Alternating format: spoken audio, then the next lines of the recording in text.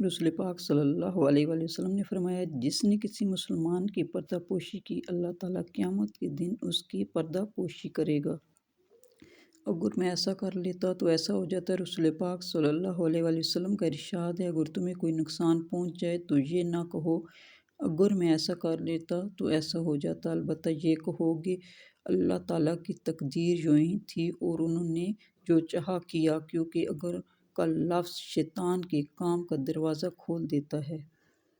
نبی کریم صلی اللہ علیہ وآلہ وسلم نے ارشاد فرمایا کہ اگر تم اللہ پر اس طرح بھروسہ کرو جس طرح اس پر بھروسہ کرنے کا حق ہے، تو تمہیں اس طرح رزق دیا جائے گا جس طرح کے پرندوں کو رزق دیا جاتا ہے۔ وہ صبح خالی پیٹ نکلتے ہیں اور شام کو پیٹ بھر کر واپس لوٹتے ہیں۔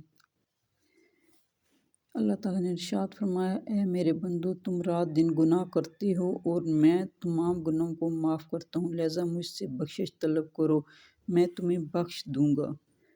جنت سے محروم شخص۔ سیدنا انس رضی اللہ تعالیٰ عنہ سے روایت ہے کہ رسول اللہ صلی اللہ علیہ وآلہ وسلم نے فرمایا، آیات کا ترجمہ، وہ شخص جنت میں نہ جائے گا جس کا پڑوسی اس کے خطرات سے محفوظ نہ ہو۔ رسول اللہ صلی اللہ علیہ وآلہ وسلم نے فرمایا، ہم جس شخص کو کسی کام پر مقرر کریں اور اسے تنخواہ بھی دیں اور پھر اس کے علاوہ جو مال وہ حاصل کرے گا وہ خیانت ہے۔ تو نے نام کیسا لیا؟ رسول اللہ صلی اللہ علیہ وآلہ وسلم کا۔ سیدنا صہبان رضی اللہ تعالیٰ عنہ فرماتے ہیں، میں رسول اللہ صلی اللہ علیہ وآلہ وسلم کی خدمت میں حاضر تھا کہ یہود کا ایک بڑا عالم آ گیا اور کہنے لگا، اے محمد صلی اللہ علیہ وآلہ وسلم، آپ پر سلام ہو۔ اس کا یہ کہنا مجھ سے برداشت نہیں ہوا، میں نے اٹھ کر اسے اس زور سے دھکا دیا کہ وہ گرنے لگا۔ مجھ سے کہنے لگا، تم نے مجھے دھکا کیوں دیا؟ میں نے کہا، تو نے رسول اللہ صلی اللہ علیہ وآلہ وسلم کو نام سے کیوں مخاطب کیا؟ تو نے یا رسول اللہ صلی اللہ علیہ وآلہ وسلم کیوں نہ کہا؟ آقا کریم صلی اللہ علیہ وآلہ وسلم نے ارشاد فرمایا، دنیا کا زہد یہ نہیں کہ آدمی حلال چیز کو اپنے اوپر حرام کر لے، اور نہ یہ ہے کہ اپنا مال تباہ کر دے۔ زہد اور درویشی یہ ہے کہ آدمی اپنے ہاتھوں میں موجود مال پر بھروسہ کرنے کے بجائے اللہ کے دست قدرت پر بھروسہ کرے، اور دنیا میں کوئی مصیبت آئے تو اس پر یہ سوچ کر خوش ہو کہ دنیا کی مصیبت آخرت میں آنے والی بڑی مصیبت سے بہتر ہے۔ رسول اللہ صلی اللہ علیہ وآلہ وسلم نے فرمایا، تم جب سونے لگو تو چراغ بجھا دو، دروازے بند کر دو، مشکوں کے منہ باندھ دو اور کھانے پینے کے برتنوں کو ڈھانپ دو یا اوندا کر دو۔ رسول اللہ صلی اللہ علیہ وآلہ وسلم نے فرمایا، ہرگز وہ آدمی جہنم میں داخل نہیں ہو سکتا جو سورج نکلنے سے پہلے فجر کی نماز اور سورج غروب ہونے سے پہلے عصر کی نماز پڑھے۔ اللہ تعالیٰ تمہارے جسموں اور تمہاری صورتوں کو نہیں دیکھتا، وہ تو تمہارے دلوں کو دیکھتا ہے۔ جو شخص تم پہ غصہ بھی کرے اور تعلق بھی ختم نہ کرے تو وہ برے وقت میں تمہارا سب سے اچھا دوست ہے۔ اپنی اور دوست کی پہچان۔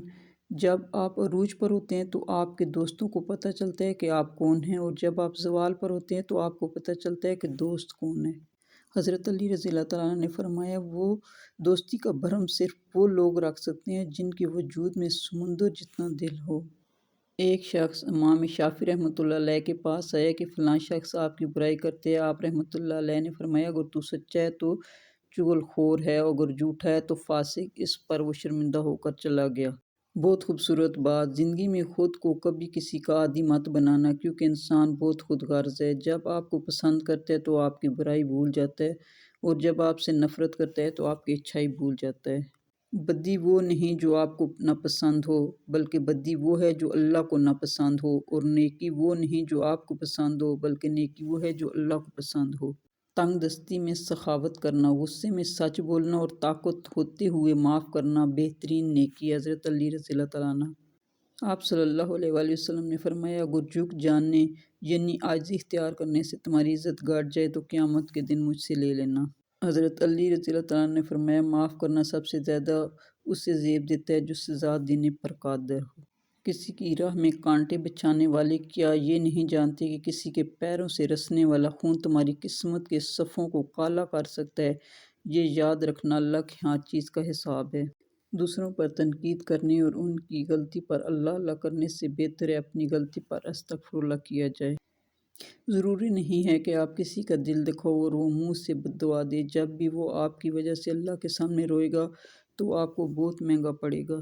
جن لوگوں نے کفر کی راہ اختیار کیا ان کے لیے دنیا کی زندگی بڑی خوشنما و دلکش بنا دی گئی ہے اور وہ اہل ایمان کا مذاق اڑاتے ہیں۔ اللہ کے پرہیزگار لوگ قیامت کے دن ان سے اعلیٰ مقام پر ہوں گے اور اللہ جس کو چاہتا ہے بے حساب رزق دیتا ہے۔